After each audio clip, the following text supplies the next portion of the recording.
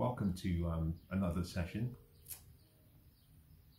I am quite intrigued and excited about today's topic, primarily because it's come from someone else, and it's come as a recommendation and a request to expand on something I had discussed previously, which had to do with the whole topic of cheating. I've been asked to talk about the unique scenario whereby two people who are married or in a relationship, but who are having side relationships with other people. And let's assume, for the sake of today's session, to make it more clear, you have a man and you have a woman. Both are either married or in a committed relationship, or both are cohabiting, or both live together. In any case, both are in an exclusive relationship. But they've met each other, and let's just say that they're meeting up and either having sexual relations, or they believe that it's not just something physical, that it is love. And they believe that they are supposed to be soulmates and want to pursue a committed relationship and let go of their existing relationships. And so what I would like to do in today's session is share some of my thoughts on how I see such a unique scenario. Although I have to say that more and more in society today, especially in the West, it's no longer unique. It's something that is happening more often than not. And for that reason, I will give some historical context to my opinions, because I think it's very important to understand, you could say, the reasons why cheating is perceived in an unequal way between men and women. But let me start today's session by addressing something that I think is quite important, which is, generally, when I'm speaking, I do make a mistake of not clarifying. Perhaps I need to do a specific session on this issue. But I do make a mistake of not clarifying that there are two different types of markets. There is a dating market, and there is a marriage market. So sometimes when I speak, I am specifically, because I'm dealing with men between 18 and 35, I'm talking about the dating market. I'm not talking about the marriage market. The marriage market for people 35 and above, for men. I think at some point in the future I will move into the marriage market. But for now, and thus far, my focus has been on the dating market. Now, it's very important to understand that distinction, because when we talk about cheating, you cannot use the same approach or the same perspective of cheating to both markets, because they're very different. Cheating in a marriage is different, or cheating in a committed relationship, in a relationship whereby both of you live together, both of you have agreed to be exclusive. That is quite different to someone who is simply just having fun and casually dating. Doesn't live with you, has not made promises to you, is not married to you. Very different. Now, with that said, let me talk about the historic context of the whole issue with relationships. Many people may not be familiar with the fact that marriage was something that was coined and put forward by men, primarily because it was important for men to identify who their heirs were. And it was important for men to avoid the mistake of raising someone else's kids. Back in the day, it was all about preserving the family wealth. And one of the ways men did that was to say, well, if I take you as a wife, then I can be sure, I can be certain that the offspring you provide and you gift me with is mine. Is my lineage, is my heir, and therefore I can pass on my wealth to that offspring. Back in the day, we did not have birth control. We did not have methods and ways of testing to see if someone was the father in terms of paternity tests. We did not have the pill. We did not have all of these technologies that we celebrate today. And the only way you could have done that would have been to take someone as a wife in marriage. And that was a way of signaling to the whole community that this is mine, she is mine. Now, if you fast forward to modern times, what you will agree, now irrespective of whether you are a woman or you are a man, you would agree that we live in a world that was built by men. The rules and the laws, both spoken and unspoken, were written by men. And that's where you get the whole concept of the patriarchy that a lot of women talk about, overthrowing or pulling down or changing. So in many ways, society has come to see several issues in relation to sexual desires in an unfair position with regards to men and women. In many ways, I can summarize by saying that historically speaking, women have been oppressed sexually for many years. It was until you might say the 1960s, where we had firstly the liberal laws and liberal movement, in addition to the feminist, womanist movement, and the emancipation of women, and the recognition that we are both equal under the law. We're equal as citizens, we should have equal rights, and most importantly, women should have the choice to their bodies and decide how and who they give access to. Now that changed the whole system of rules, both spoken rules and unspoken rules. And why is that important? Well, that is important because today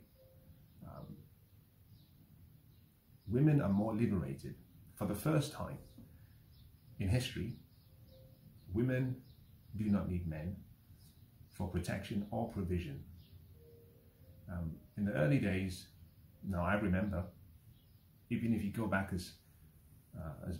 without going back to the 19th and the 18th centuries, if you just look back in the last, say, 30 years, and even presently today, in certain geographical locations,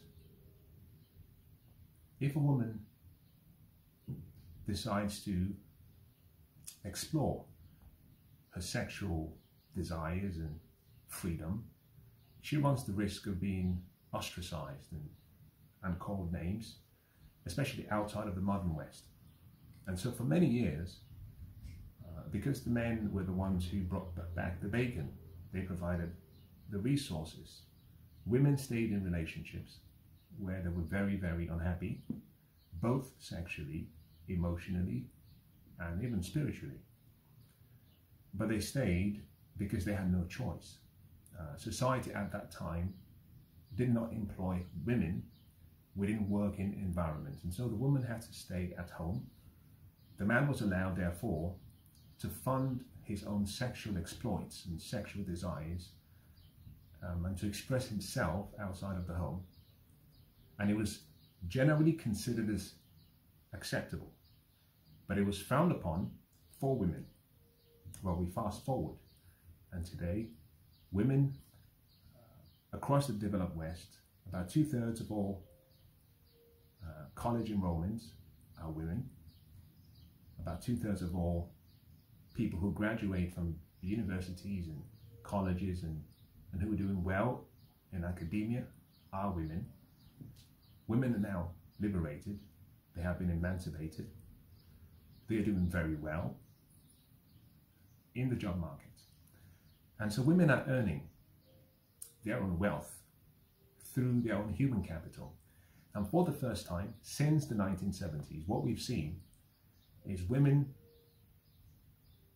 start to make the decision and choices to express themselves based on what they want. Now, when I thought about today's topic, most people might think that men are always dogs. Once a cheater, always a cheater. That used to go around back in the day, and it was usually associated with men. Now, there have been a number of studies, both in the UK, in Canada, in Australia, in the United States, that now show that women cheat at the same rate as men. Now, there was a time when that ratio was about 80% for men and 20% for women. As of 2022, it's 50-50. Not quite, but the error, the standing error is so little that you could say it's equal. Men are expressing their sexual desires at the same rate as women. Why? Because women today can choose. They're free to choose. And some of them are choosing not to compromise in areas where their ancestors and foremothers did. Now, what that means, and personally, in my opinion, I have no issue with that. I think we're all free people. We should be free to choose, free to make our choices.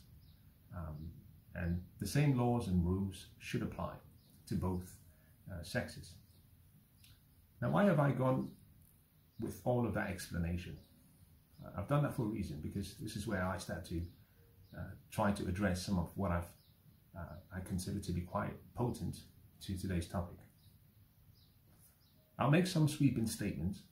I will not have the time to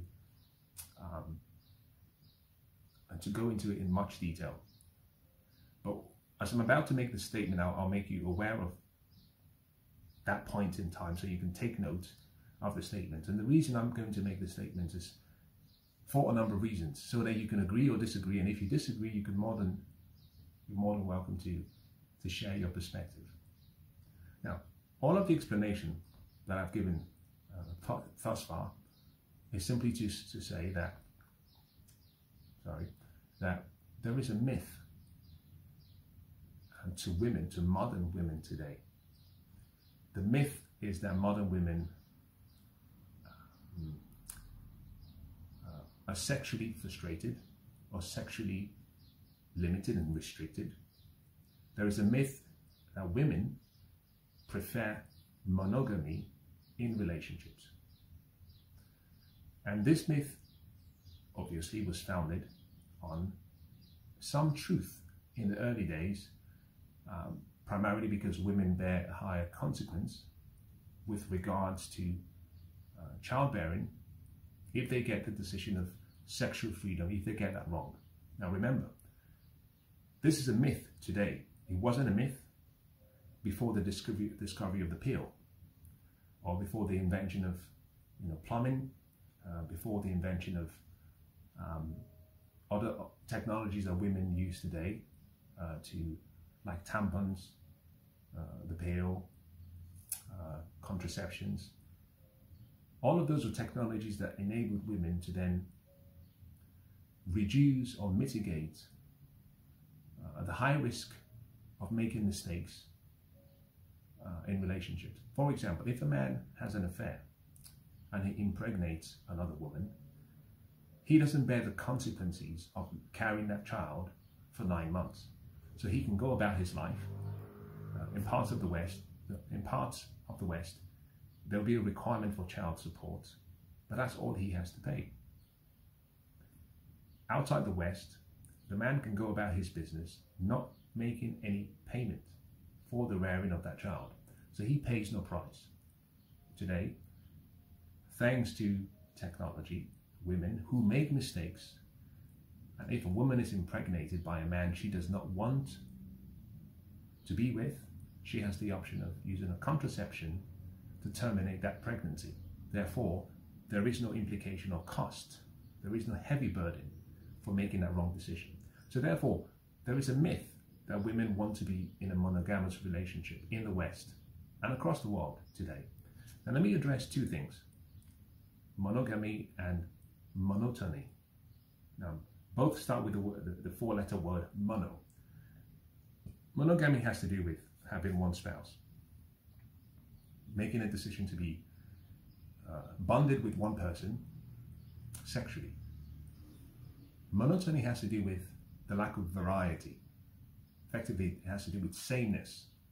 And what we're finding today, and this has been my experience, that most women today do not want to be in monotonous relationships where the thing is just the same every time, because they get bored. Early days, back in the early days, the women who participated in extramarital affairs or cheating or having multiple partners did so for a number of reasons. Primarily was they were looking for emotional connection. They were looking for someone outside of their home to provide the nurturing that they felt their husbands or their partners were not providing. So it was purely emotional. And therefore, it was widely considered that a woman cannot have multiple partners without being emotionally involved. But for a man, because ejaculation is like urination for us, we can actually have sex without emotions. Now that has changed, because as women have become emancipated, men have actually lost their sense of usefulness and their sense of purpose, because the woman who they once craved but treated poorly no longer needs them or needs their resources, or put in better terms, she has options. She works, she earns good money, and now she can choose who she wants to be sexually involved with. Today what we're finding, the issue is not with women and going for sexual satisfaction outside the marriage. Has less to do with emotional attachment, but more to do with variety. And this brings me to what I was hoping to talk about, which is both men and women, we have in our innate makeup the desire for bonding with people. And we also have a longing, if we are sexually active, we have a longing to be with or to experience variety, whether that variety be through one person or multiple people. Men generally like quantity and more variety. Women generally are thought to want quality but not many partners, which is wrong. A woman's need for partners is almost no different to a man's need for variety.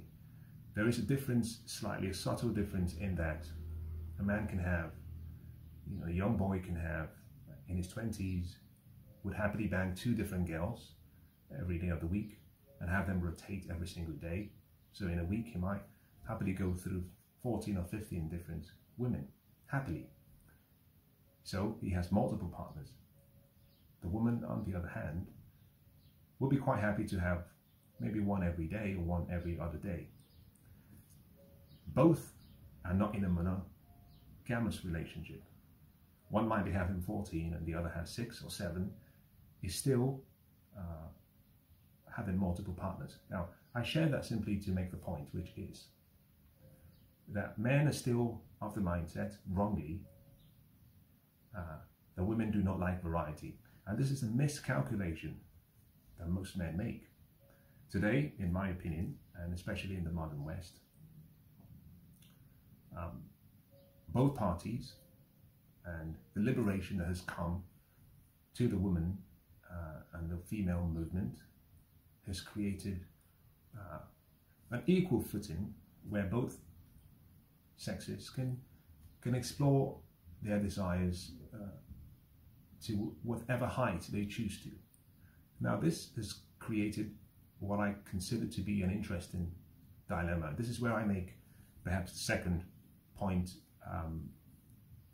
in today's conversation, which is, in the West, in the modern West today, the idea of a 16-year-old virgin is something that we do not see. I haven't heard of or met 16-year-old women who are virgins or 16-year-old men who are virgins. People are having sex from 13, 14. So at 22 or 23, most people have been sexually active. There are very few virgins, and virgins are amongst the least desirable women in the sexual marketplace, in the dating sexual marketplace, very specific, but also in the marriage sexual marketplace. Now, what this creates is what I think is an important point to consider, which is those who love sex generally have very, very lousy marriages. Very important statement. Those who love sex have very, very lousy marriages or relationships. Now, I know many people might listen to me and say, that's wrong, I love sex. And let me qualify that. Tiger Woods loves golf. LeBron James loves basketball. Roger Federer loves tennis. They play tennis every single day. Some of them 4, 5, 6, 7, 8 hours of practice every single day. There's an obsession that comes with playing the game for those athletes. People who love sex are not, on the average, distributed across all populations evenly. Usually it's a handful of people. It's a small percentage. And these are people who will have sex anytime, will never say no to sex, anytime, anywhere, providing it's discreet, anytime, anywhere, usually with multiple people. I was going to say with anyone, but usually with selected people, but with multiple partners, and they could have sex every single day of the week with a different partner, or with multiple partners on a daily basis. Now, I'm not suggesting that these people are nymphos. No, that is a special category. But what I'm referring to are people who have been sexually active and who have crossed what I consider to be the safe barrier for what should be sex or sexual encounters, and have moved into the free lane, the high-speed lane, and therefore such people, it's impossible for them to be satisfied by one person. Now, this is fundamentally important because this is where we start talking about today's topic and moving into several aspects. If you are in a relationship, my recommendation has always been that at the early stage of the relationship, it's important for both parties to be open in their communication with their needs.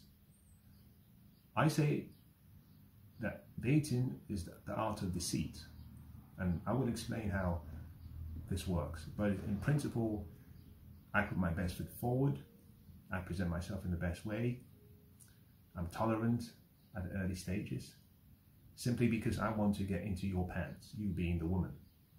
And I will say and do anything possible just to have sex. If you have a child, I might pretend that I love kids. If you have a dog, I might pretend I love dogs, even if I am allergic to dogs. That is how powerful a man's desire for sex is. It's almost as though he's possessed by something.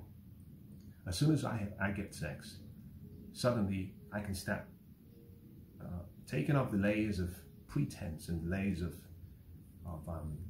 dishonesty that I needed to put forward in order to get sex. So generally, most people at the early stage of a relationship are not honest with themselves. So let me paint it in this interesting way. Typically for most men, and this is something women do not understand, typically for most men,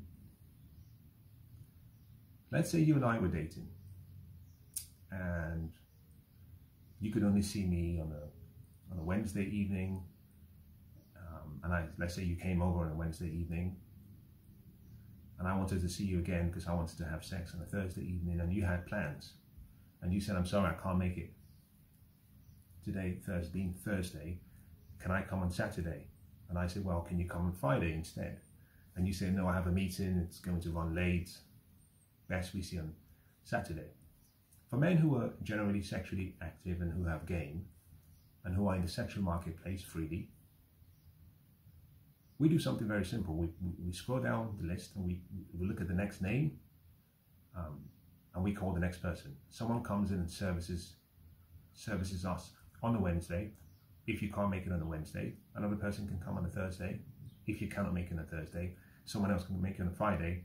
If you cannot make it on a Friday. The point being, the pipes have to be cleaned. And someone else will do the heavy lifting for us and for you if you're not available. So when we start dating, assuming I see you twice every week, the false assumption that has been created for the woman is that sex twice every single week will be sufficient for the man. The man has made the mistake of not expressing the fact that he is having other sexual partners and he's having sex every single day. So he makes the mistake of thinking, if I decide to choose you as my only partner, not only will I now save some money and stop pursuing all the other women, I will get sex from you every single day, as often as I want, sometimes twice every day. Obviously, not possible. Now, if this is a man who is sexually active, who loves sex, you don't have a problem. The woman has a problem because it means there is nothing she can do to satisfy his appetite for sex.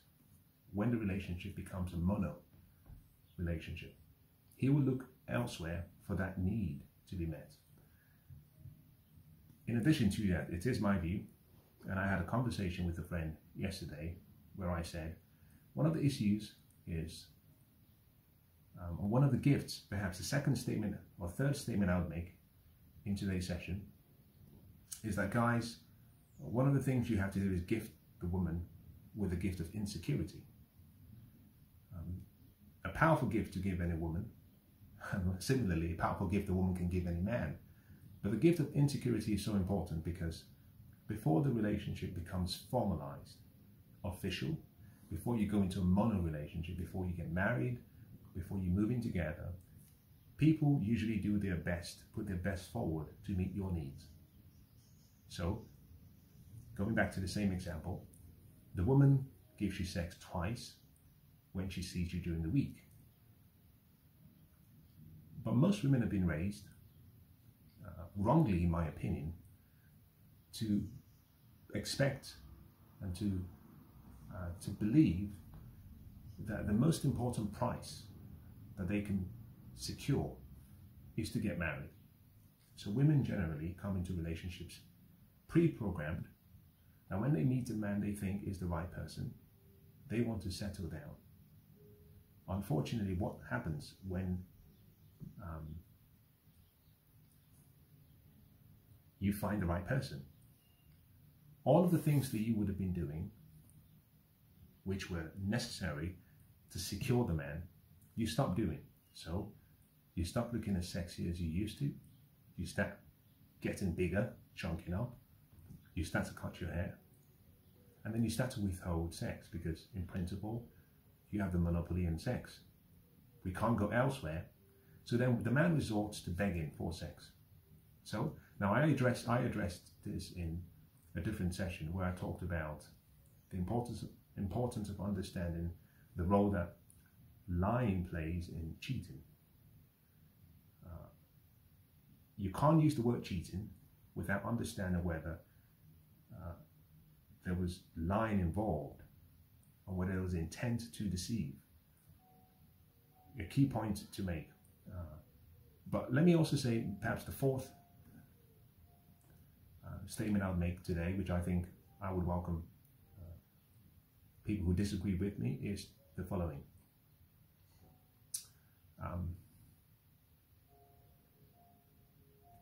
If we have two marketplaces, the dating marketplace and the marriage marketplace, in the first, which is the dating marketplace, the word cheating should not apply, because both of us are single, we're free, we haven't made promises, we're not committed to each other, we don't live together, we're not married, we're not cohabiting, we're simply dating, and I have expressed early days that I'm emotionally unavailable. Therefore, cheating does not apply to those who are in the dating marketplace, except you have been specifically clear through promises to the other party that you intend to be in a mono relationship. If you're not in a relationship, it's not cheating. It cannot be cheating. Cheating comes into the second marketplace, which is the marriage or the relationship marketplace, where both of you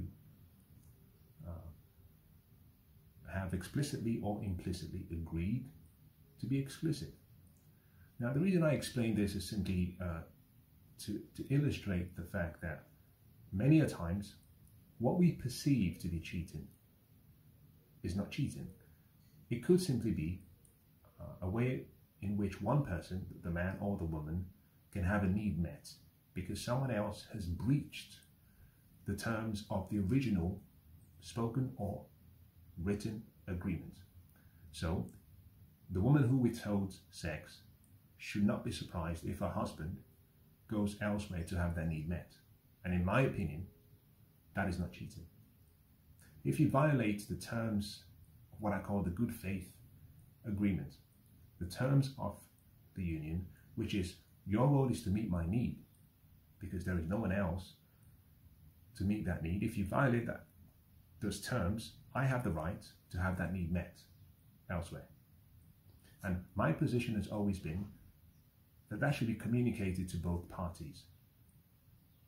If the woman, in this case, provides sex on demand, she doesn't nag, you kill the man, she stays young in terms of, not in terms of age, but young in terms of being youthful, she stays thin, she keeps her hair long, she stays sexy, she continues to evolve, she doesn't try to make him over, there should be no reason why, generally, all things considered, there should be no reason why he should go elsewhere.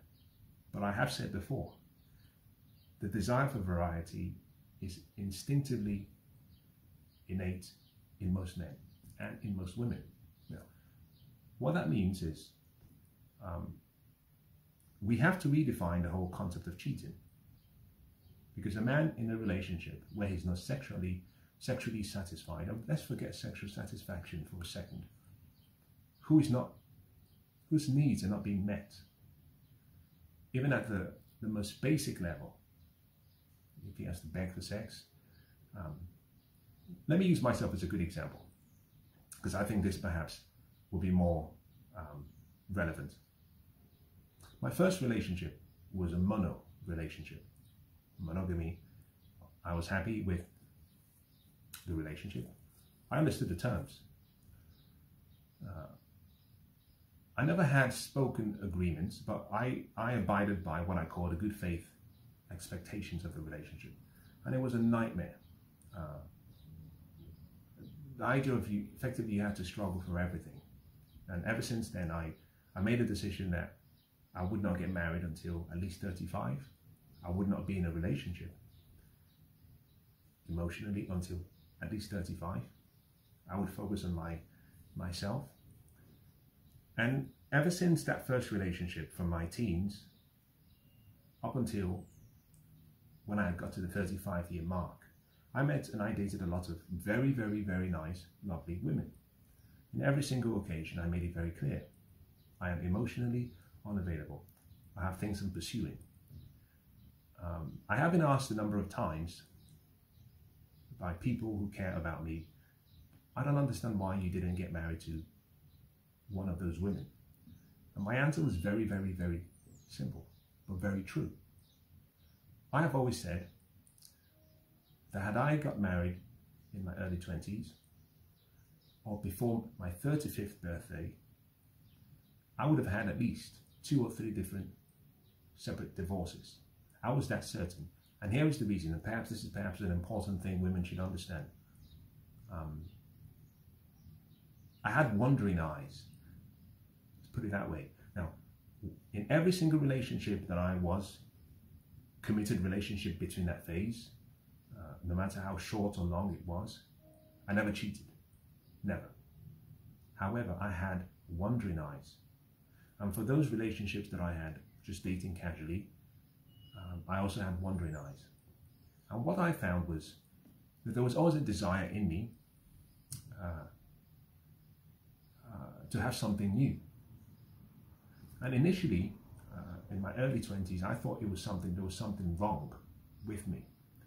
It took until my 30s, 29, 30, to recognize that the same energy, sexual energy, is the same energy for creativity. That all I needed to do was learn how to harness that energy and direct the energy in a different path for something more constructive. So, in all of the relationships I had, I found it didn't matter how beautiful she was.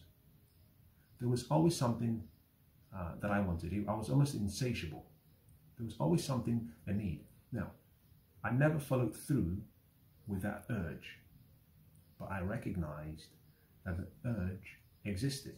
And it was simply willpower, my conscience, and going back to what I said before, the good faith, unspoken agreement, that I would have to control myself and say, you know, control yourself. Control yourself, young man. The point I'm making is this, and perhaps this is something most young people can take to heart.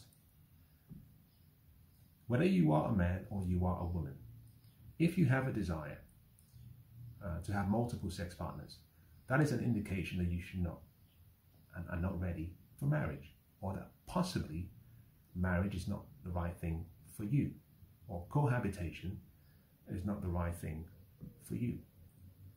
If you have a desire where you see people and you think, I like to have that. Now, having that feeling, there's nothing wrong with that feeling. However, if that feeling is strong, if you are in a relationship, it's best to terminate the relationship, because at some point in the future, you will exercise that desire that you have. It might come at the wrong time, or it might come at the right time, who knows? Depends on whose side I'm looking at. But at some point, you will exercise that desire. This is partly the reason why I suggest to young people that you should wait until you commit to a relationship until 35, so you can sow your wild oats, so you can do whatever you want, try as many as you want. Now, this is very strange. As soon as I turned 35, things started to come to me in a different way. You might have said in my 20s I was a bit like a rabbit. As soon as I turned 35, I had almost a way of controlling that desire, and I could control that desire very strongly. The point being, had I indulged myself in a committed relationship, or had I got married earlier, I would have made mistakes. I would have been betraying someone else's trust. I would have been taking other people for a ride. And here's the key thing. Once you've had, call it an affair, or once you cheat, I know for men, we can be less emotional, but it's never the same. The breach of the trust is never the same. The relationship is never the same. Once you've done it the first time, you will do it again, period. Now, this comes back to the female side, which is women generally attach emotions to sexual encounters. For me as a man, I could have multiple partners, and this is rather strange and something women don't really appreciate. A man can have sex with a woman, and the following week, he cannot remember what it was like. He might make a mental note to say it was good or it was bad. But there is no emotion, because ejaculation for men is like urination. We have the need, it's like wanting to eat. You're very hungry. You come home, there's no food. You can't starve. You order a takeaway.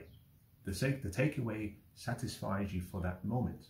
The takeaway might be good. It might be poor food, poor cooking, but it satisfies that taste or that the need for food. And so what we do then is generally we tend to keep someone who we think is reliable, someone who we think we like, someone who we like to spend time with. And every now and then we get bored of the home-cooked meal. We want to eat in a restaurant, but we do not want to eat in a restaurant every single day. So we can walk into a restaurant and have a meal this month, and next month we walk past the same restaurant and move to the next one. The first might be Italian, the next one will be Mexican. And we don't really care about the Italian because we've had it already, and we have the Mexican. The following month we might decide, I like some Italian again, or I want something more, Mediterranean and something more exotic. That's meant for you. We don't attach emotions strongly to sexual encounters. Slightly different for women, which is why the whole concept of cheating for a man is something he can live with emotionally. A man, use myself as a good example, I do not pick up my phone and call my friends back then to say, I'm seeing this girl and sex is great. We don't talk about things like that. A woman, on the other hand, has a need to share that experience. So, in many ways, one of the reasons why women struggle with multiple partners is because they have to share the experience. And once they share the experience, it creates a feeling of guilt if they are already in a mono relationship, which is why a man could be married, happily married, have multiple affairs. Look at Tiger Woods back in the day, but is a happily married man, keeps it to himself. A woman, on the other hand, could have be happily married, good husband, have kids, have an affair, but then she shares that with a friend, or she shares that with her mother, or with another friend, and eventually the noise and the news gets around. So the key thing is to separate the two experiences that both parties go through. Now, this brings me to something that I think is quite interesting, which is that if you look at in modern society today, most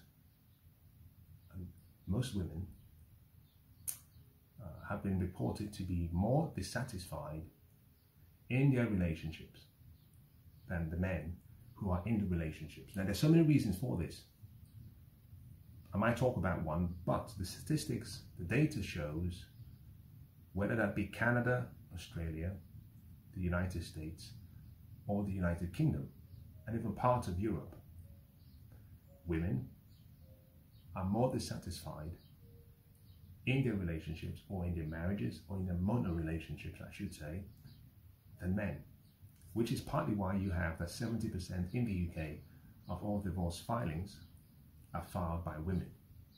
Of the remaining 30%, in almost half of those, the woman is the one who asks the man to give her a divorce. So he is filing, but he's filing on her behalf. So what you find is almost, you could say, 85% of all divorces in the UK are filed by women. Now, the divorce itself is a symptom, it's not the cause. The cause has to do with dissatisfaction. But it goes back to the fact that I mentioned earlier, which is that women today are starting to come into their sexual liberation, and they want more variety, and men are not offering that variety to women. Despite this, we have this feeling that men are cheaters and women are saints, which is very, very wrong. Now, this brings me back to today's conversation, which has to do with, couples cheating and what happens when you have one couple cheating who meets another couple. They find each other attractive. She's cheating, he's cheating, and they think it's going to work. Well, I would hope someone might recognize what I'm about to say next, which is, in most cases, when such scenarios occur, it never lasts for a number of reasons. Primarily, let's use myself for this conversation. I'm in a relationship and I'm cheating. You're in a relationship, you being the woman, and you're cheating. We've met each other. We believe that we've found the next best thing since sliced bread, which is both of us. We're in a sexual relationship. Now, what is interesting normally is because people in relationships get to the point of monotony, where they get bored, there's no variety. We seek variety outside. Sometimes we seek not just variety, we're just seeking the basic needs because maybe the other partner is not meeting that basic need. In any case, the side relationship that I'm having with you, the woman, is done discreetly. Now, I don't know about you, but there is something about running around, hiding, trying to have sex. It's the same thing like in the garden. When they ate the apple, the feeling was, now we know we never knew we were naked. It reveals a part of you which we all have, which is the desire to go for what is forbidden once the rules have been set. Sneaking around can be very, very compelling. Those 10-minute, 20-minute sessions where you meet in the car, you go to a hotel, you sneak behind the back, she comes to the house, you go to her husband's house, you meet in the office, you send emails, you send messages, and then you delete the message. All of that sneaking around creates an excitement, almost like a dopamine excitement, whilst your body is still releasing oxytocin, and that gives you this high. You're hitting a goal, which is not to get caught, but you're getting love or sex, which is the feeling of intimacy, and both can be a very dangerous cocktail, because you're in this experience of excitement. Most people can maintain that secret life for a long time. Secret lies lead to secret lives, which lead to secret sex, sometimes even secret babies, families. Many people can maintain that for a long time. My experience has been both of you are sharing a brokenness, and you relate initially based on that brokenness, something that is not being met. Something interesting happens. Both of you are committed to meeting each other's needs in the side relationship. So at some point, all of those needs will then be met. And therefore, you will be introduced to what I call sameness, meaning we're no longer broken because we're now satisfying each other's needs. The moment that happens, the instinctive part of us, which needs variety, kicks in, which means we then start to seek for additional variety outside of the side relationship. So you and I, who believed that we were playing the other people in our relationships, one of us has to play on the other. The intimacy, and I have found this to be true, where couples who have side relationships share more intimate conversations, share more intimate goals, more so than their real partners who they are married to. However, the longer that relationship goes, and providing that side relationship is not defined as being exclusive, as being mono, as being a union, providing you do not breach those conditions, that relationship might blossom for longer than you believe.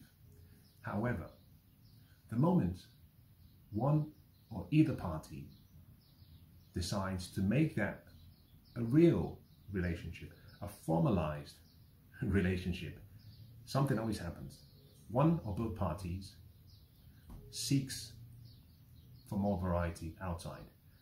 Because as soon as you become the boyfriend, or the new boyfriend, or the new husband, he will do to you what you were doing to your husband, or she will do to you what he was doing to his wife. So the key point being, in many and in most of the scenarios, seldom is anything good going to come out of a shared brokenness. There is a way to resolve this. In many ways, I'm using a very fancy way of describing this. To put in a more colloquial term or simple way, is the word karma. Karma plays its part in our lives. If you are in a relationship where you're not happy, the right way to do it would be to say, listen, I'm not happy. I do not want to break your heart. I wish you well. So you leave the relationship before you start the next relationship. Therefore, you then guarantee the good faith agreements, and karma does not play its toll on you. It's partly why marriages that end in divorce, the second marriage, you have a 50% chance of divorce in the West, meaning 1 in 2 marriages will end in divorce. However, for those who have married the second time, that 50% goes up to 70. And for third marriages, it goes even higher than 70. And the reason is simply because you cannot unscramble scrambled eggs. So keep that in mind. It's perfectly fine for you to do your cheating. But once you guys decide to start getting serious, if both parties are cheating, something always happens. The fact that you define the relationship. Remember, whatever defines you places limits on you. Marriage places limits on both of you, and rightly so. Which is partly why I usually recommend to young men, and even people above 35, don't get married. There is no benefit to a man to get married. Similarly, there is no benefit to a woman to get married. There are incentives for the woman. There are provisions that ensure that if she gets divorced, that she's provided for. So she comes out, the woman comes out in a better state, usually, financially, than the man will, coupled with the fact of all the things I've shared in a number of other videos. But it's for this reason that I say, do not get married, because once you define the relationship, you set boundaries. And sadly, boundaries come with restrictions. Naturally, as human beings, we do not like restrictions. We just do not like restrictions. Some of us are able to accept the restriction and live within the boundaries of what we've agreed. Some of us, unfortunately, are not as strong morally, by virtues or by strength of character, and sometimes we go outside of those boundaries. But the key thing is, once you define that side relationship, you've limited the relationship, and one or both of you would always move outside. Now, I've talked about this a while, and it might all sound all great, but what I'd like to do is provide maybe some side recommendations. There's a famous quote by Pogo. He said, "We have seen the enemy, and they are us." Simply meaning, I've tried this a number of times at different stages of my life, which is I've always said to myself, I am not the exception. I am the rule. And I am going to fall prey to all of those shortcomings that 50% of people who are married fall into. And that gives me the humility in recognizing that I can be tempted. Usually I've said to young men, be careful about being tempted, because we all get tested. We are tested for power. We are tested for the thirst we have through our loins. And we're usually tested for wealth. We all will be tested. If you start with the position that I will fail the test, then through the process of inversion, you can reverse engineer and say, well, let me identify all the possible obstacles of how I will fail, and let me build into my character, into my association, into my group, into my life, ways to remind myself not to fall when the time comes, because you will fall. And having that conversation with your other partner is very, very helpful. So this leads me to the point which I think is a recommendation, especially for women. Men, we have to do the work on ourselves. But if you are in a relationship, and it's a committed relationship, and it's a serious relationship, you might fall into one of two categories. You being the woman, you might get bored, and rightly so. The life expectancy today is 85 for women. We are getting married. Most women in the UK, the average age of marriage is 35 to 36. We have 50 years left to live. The idea that you might get bored of one person after 50 years, or in between the 50-year period, should not be something surprising. So if you start with the position which is, I might get bored, and that is okay, but how do I ensure that I am not in a monotony relationship? Because the key thing is not necessarily variety can come in different clothing, different faces, but it can also come in different experiences. And the question should be, how can I ensure that I'm not in a monotony type relationship? I can have variety, but with the same person, if you choose to be faithful. Now, one of the ways women can help men with this is to recognize the men, generally, we are like robots. We are like a computer that can be programmed. The software inside the man is programmable. You can change or update, delete, reinstall new software, which means the concept of how Madonna lived her life, I'm not suggesting that this is a role model that women should emulate. I'm saying specifically in relation to her career, moving through stages, going from a certain 20s to 30s, reinventing herself, 30s to 40s, reinventing herself, 40s to 50s, reinventing herself. Now, you may not agree with her reinvention, but you have to agree that she has remained relevant. Likewise, in a relationship, the man and the woman have to look for ways to reinvent themselves, to update the software, which is why I said men are like robots, computer software systems. The woman should reinstall a new software every few years. Because here is what's interesting. At the same time that you're looking at him as being boring, he's also looking at you as being boring.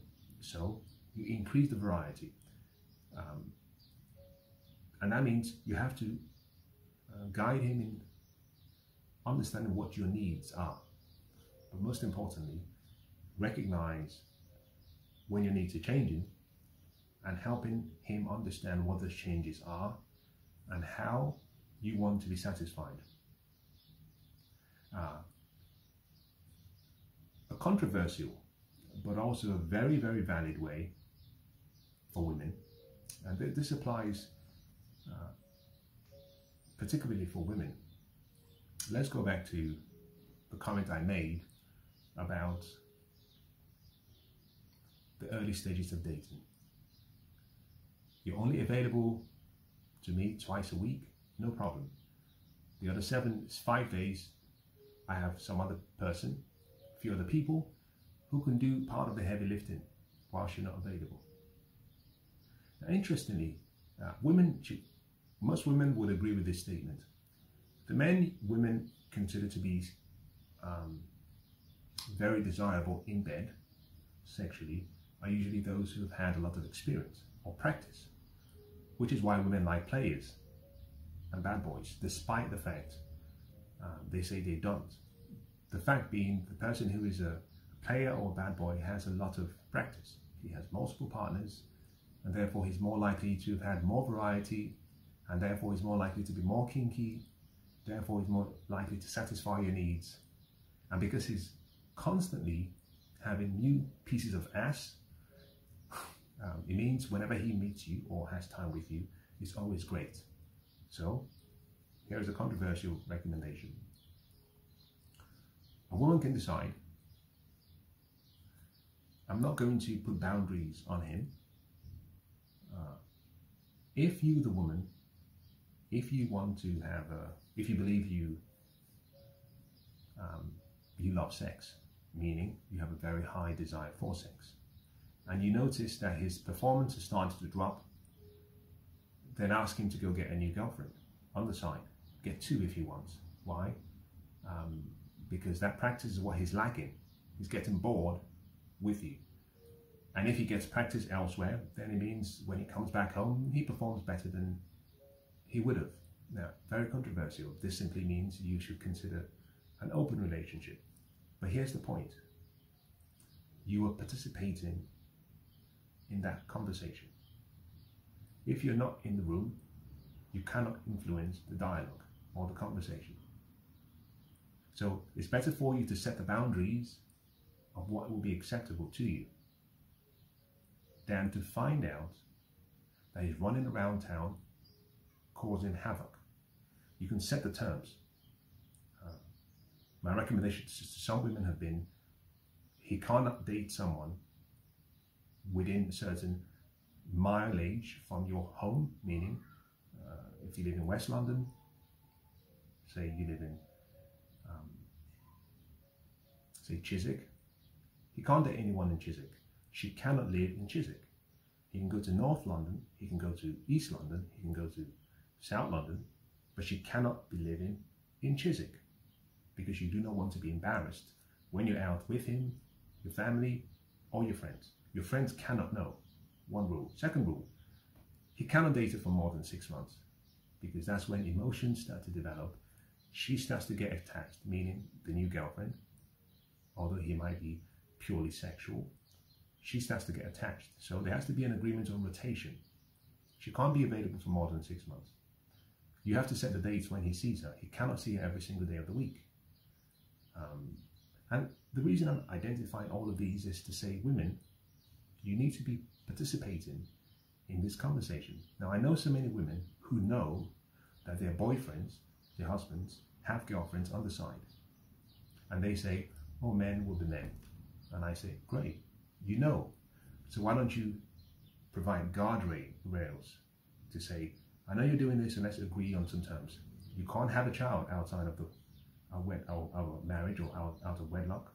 You cannot come back with any sexually transmitted diseases. So you always have to use protection, whether you like it or not. Better still, set boundaries where you say, well, you can have 1 or 2 things when you're out on business, out of town on business, because that minimizes the distraction that he will have. Now, why am I saying or recommending all of this? The reason is simple. We live in the modern world. Personally, I don't think men should be married, because most women, like most men, were not raised or taught for what we need, or taught how to be married. We're left to try things on our own, and therefore we make a mess of it. And if the desire to sleep around or have other partners is still there, then you shouldn't be in a committed relationship. So an open relationship might be the best way to think about it. Now, here's the second way. This is particularly for women. Think about playing the long game. The long game is that we live to 85. From 18 to 35, for men, I recommend 95% of the man's time should be focused on himself, his dreams, his goals, his financial aspirations, his purpose, his potential. 5% should be on relationships, and therefore all you need is booty calls. You don't need to be in a relationship, and you should not be in a relationship. Now this means the man has taken 18 years of his life and dedicated it to himself. Assuming he gets married at 35, and assuming he lives until 85, he has 50 years. So you, the man, you have to play the long game, where you ask yourself a simple question. Do I sacrifice the present for the entire future? Yes, I can meet someone who is a great piece of ass, and yes, it might last for 2 weeks. But would I sacrifice a happily married life of 50 years for 2 weeks of a lot of passion, of a lot of fun? Because at some point in your future, you being the man, your attractiveness in the sexual dating marketplace will diminish.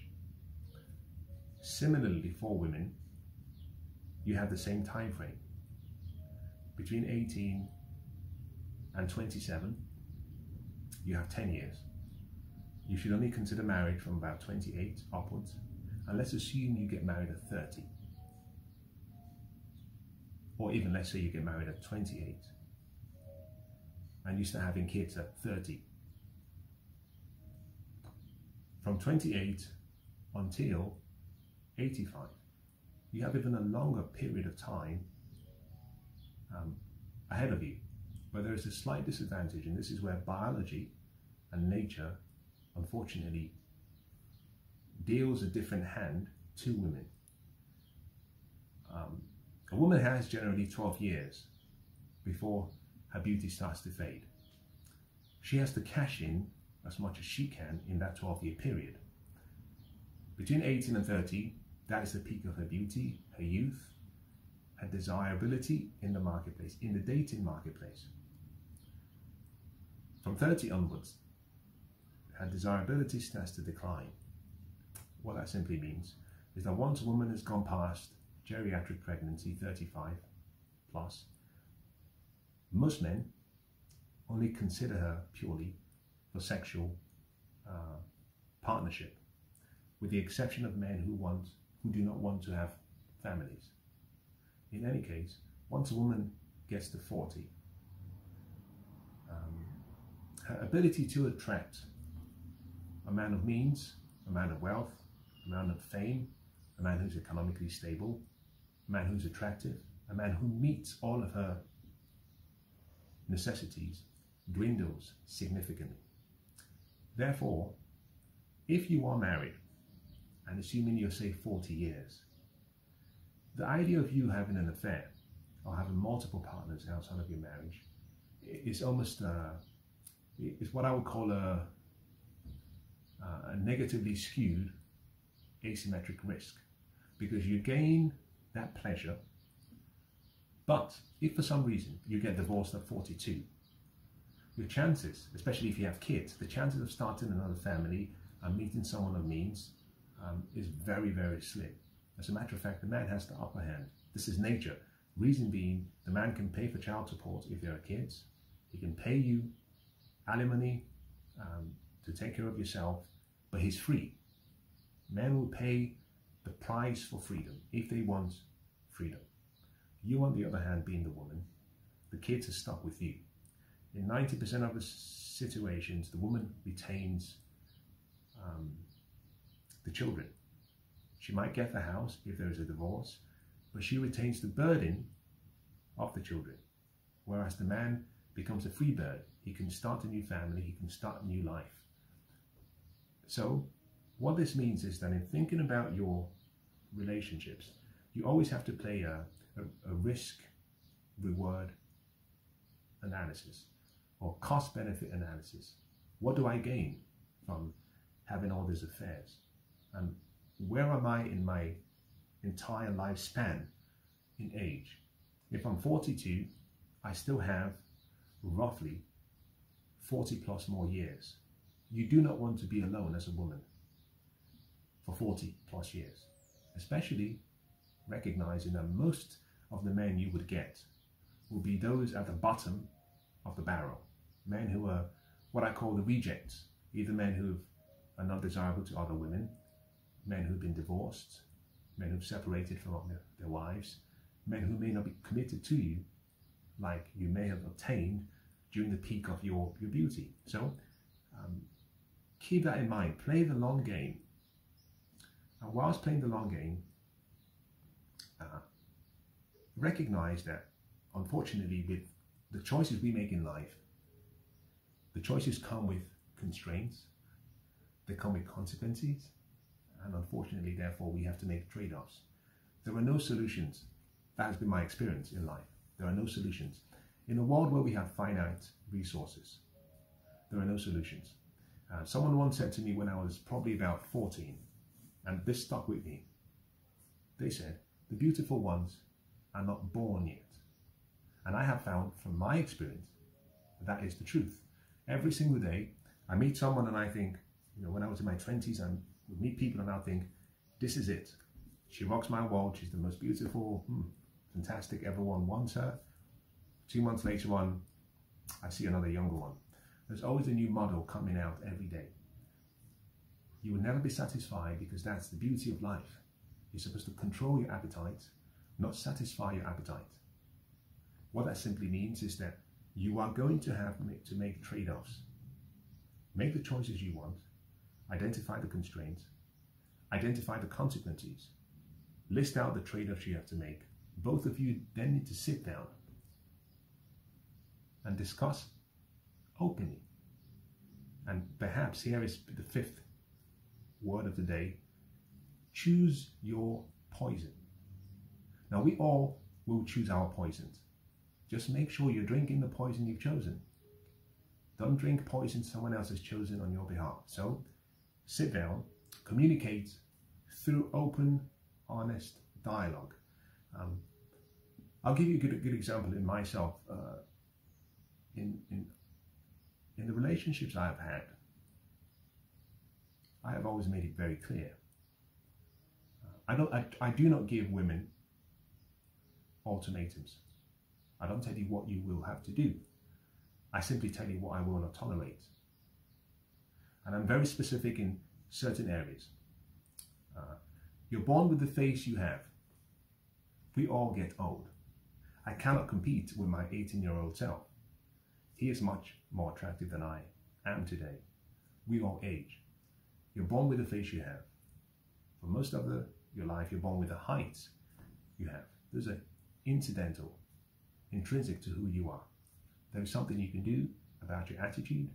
There's something you can do about your physique. So I'm very specific about what I will tolerate, what I will not tolerate. As a matter of fact, perhaps I should do a session on why women need to take care of themselves much more. Specifically, the topic will be about people who are overweight. You can say I've been spoiled. My mother, at her age today, raised and birthed 3 men who were, my elder brother was probably 6'4", I'm 6'2", my younger brother is about 6'2" as well. But my mother today, at her age, is a UK size 6.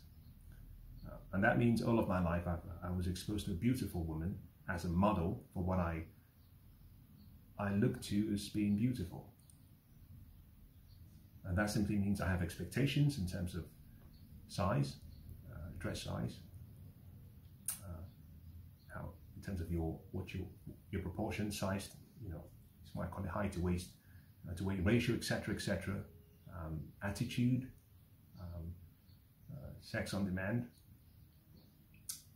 length of hair, all of the shenanigans that cause men to cheat. I'm very specific about what I like. It's a free world, it's a free country. Anybody can live as they choose to. But I found that in my relationships, when you identify what you like, but also you identify what you will not tolerate, you give both parties the opportunity to choose. We're all free to choose. And therefore, anyone who chooses to stay is making a conscious decision that they would seek to meet that need that you have. At the same time, I usually like to know what the other person's needs are, so I can look to meet that need. The point being, honest, open communication. Very important. Without that open dialogue, being able to say, I'm not happy, I'm not satisfied sexually, I'm not happy with this, I need more, could you try this more often, without it being perceived as criticism, is very, very important. For most people, I have found most men are treated like in a very poor way. You know, some people I know really have a hard time once they're married, and they're not treated really well. I keep saying that women have a monopoly on sex once the union has begun, and women usually use that as a weapon. Very, very poor in my opinion, but something that is used nonetheless. I would recommend maybe you look at some of the other videos I've shared about how to keep a man interested in you. For some women, and I have seen this, where men cheat not because they want variety or more sex. They want validation. They want recognition. They're looking for inspiration. They're looking for peace. They go to her because the wife at home turns him off. The woman outside turns him back on. Now, I've said this before in one of the earlier sessions. Men, unfortunately, because they make mistakes too early with regards to marriage or having children or partnership, they make a mistake in not following this rule, which is, this is probably the rule, I'm giving number 6 or number 7, I can't remember for today.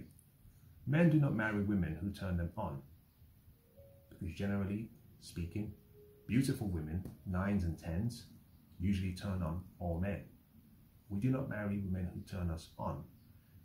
In the dating marketplace, we want 9s and 10s. But when we transition from the dating marketplace to the marriage marketplace, we marry women who do not turn us off. A woman who can remain in the latter category has something really, really special, and she has something to work on. On the other hand, if you find that you're the type who nags, who complains, who bitches, who tries to change him, make him over, never satisfied, restricts him from having sex, effectively use your body as a bargaining chip, bully him, talk down on him, at some point he will meet someone who acts like a muse, someone who turns him on, someone who is inspiring to him. Good example, and here's where I close. I've been fascinated by a number of stories from the books of antiquities, particularly in this case, the story of King David. Before he became king, here he is in the desert, running away from King Saul, who he eventually succeeds. Gets to a location, there's a man called Nabal. He has a huge farm, very wealthy, he has a lot of cattle and sheep and livestock. And so David and his warriors and his men protect all of those herds from thieves. And every day the herdsmen and the herdswomen will bring back Nabal's, the wealthy man's, wealth. And so one day, David sends someone to go to Nabal and to say, listen, my name is David. I am here with my men, or warriors. Every day, your livestock have come out, and we've protected them from thieves and robbers, and we've ensured that no one has stolen even one of your livestock. My men and I are very hungry. Would you be so kind to give us a small lamb, sheep, so that we can eat? The messenger goes to Nabal, the wealthy man. He listens to the messenger boy and he's upset, and he sends back an insulting message to David. The messenger boy comes back with the message. He relates the message back to David. David goes ballistic, very angry. He pulls out his sword from his sheath and says to his men, get your swords. We're going to go to Nabal's town and we're going to kill every single man alive and every single livestock. We'll destroy the entire wealth because this man called Nabal has insulted me, David, the king to be. So they all get on their horses and they start marching down to Nabal's hometown. Nabal has a wife. The wife overheard when the messenger boy was returning to give David the message. She overhears from someone who works for her. What does she do? She gets on the floor. She puts together some good food. She rides out to meet David. David is riding in to their town. She rides out with her servants, meets David, but before David gets to her, she gets off a camel, gets off her horses, whichever they used. She spreads the meal on the floor, presents everything she's brought, all the baked cakes and corn and water and wine and lamb and food. But she presents everything she's brought to David. So David arrives and he stops and he gets off his horse. And here's the key thing. She starts to tell David about how great he really is. And starts to talk about his victories from Goliath all the way down through the Philistines and all of his victories. And she says, we all know who you are. You're a mighty warrior. Ignore my husband. He's a fool. But here is the key thing. David is acting like a child, like a kid.